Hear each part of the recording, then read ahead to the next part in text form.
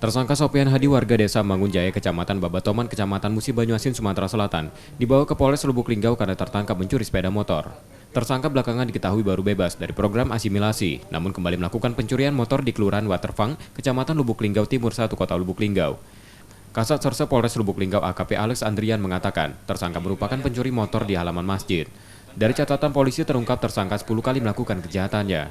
Bersama tersangka polisi menyita barang bukti kunci letter T, senjata tajam, ketapel, tas, sepatu, dan sarung tangan.